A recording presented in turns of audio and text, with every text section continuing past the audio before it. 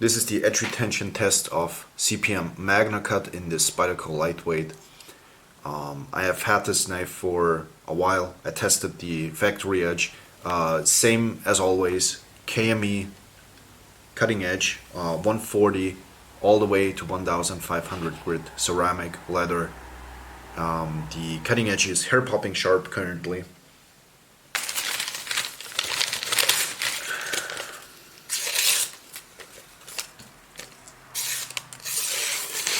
The geometry of the knife is such that it has a 2.9 millimeter blade stock thickness.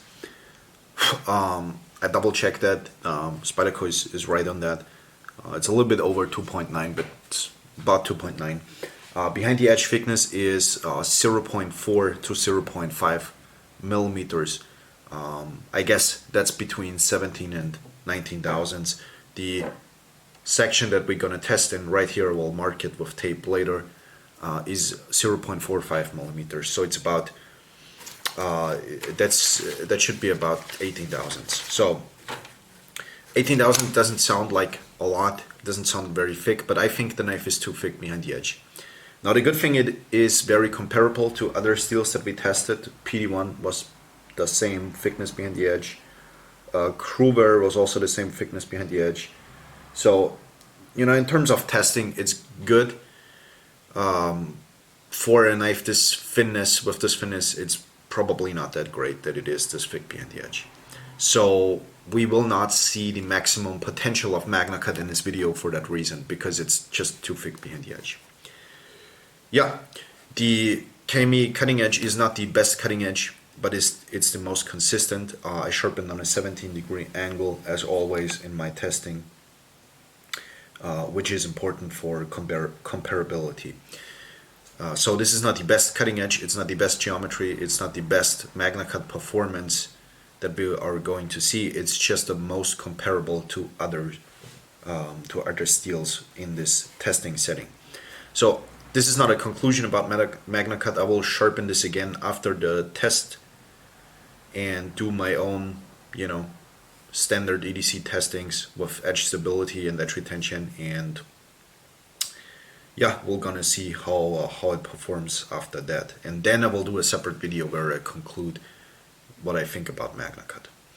So the factory edge of this Sage was not great. The Magnacut did not perform as well, but it was a factory edge, which is to be expected. It's not. It's usually the case that these are not the greatest performers. So I'm very excited to see what it can do with a proper cutting edge now. So let's start.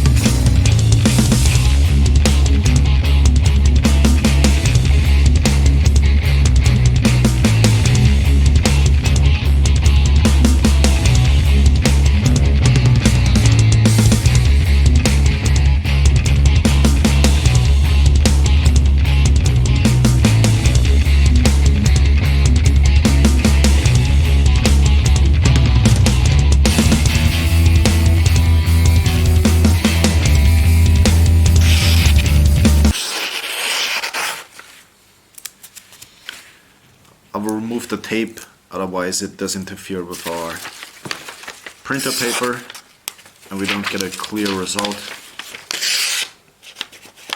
Yeah.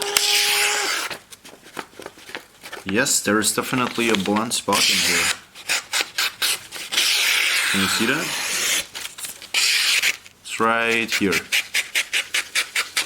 1, 2, 3, 4, 400 cuts on Magnacut. So this pile over here is everything that we cut. Quite a lot of material. Very good edge retention on Magnacut compared to non-PM steels. Within the PM steel family, of course, well, let's say it like that. Within the PM steels, different families, like the high alloy families, for instance, Kruber, K390, they will all outcut Magnacut. At least, you know, Spyderco's Magnacut. And probably, you know, this is not the most optimal performing Magnacut because of the thickness behind the edge. But it has the same thickness behind the edge than other Spydercos that we tested. And yeah, those steels performed a little bit better. However, 400 cuts on this very abrasive material that's not a joke. You know, this is some serious edge retention. It's very good. It cuts about twice as much as a really well heat-treated, long-lasting non-PM steel. So, but it's a very good performance right here.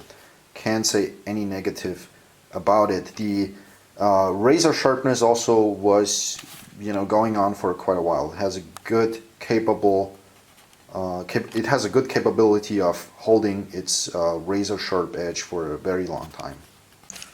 Okay guys, I was about to, you know, be done with the testing, write down my results and everything, and I noticed that the cutting edge seems to have microchips just from cutting the rope. These definitely did not exist before the test, and within between the test and sharpening there was no situation where those microchips could have occurred, so they must be from our rope test, which is quite unusual. That's a sign for a very brittle steel if something like this happens. Interesting. I will you know, watch out for this, do more testing on the cutting edge with this edge and then with another cutting edge that I will put on freehand on the stones and see if this issue stays the same. The factory edge also had those microchips, but I would have never expected from a rope cut test to get this result right here. It's very weird. Not the cutting edge dulled from the abrasive material, rather it did chip very lightly, which is, you know, that's unusual. Very interesting. We'll see if that issue continues to be present.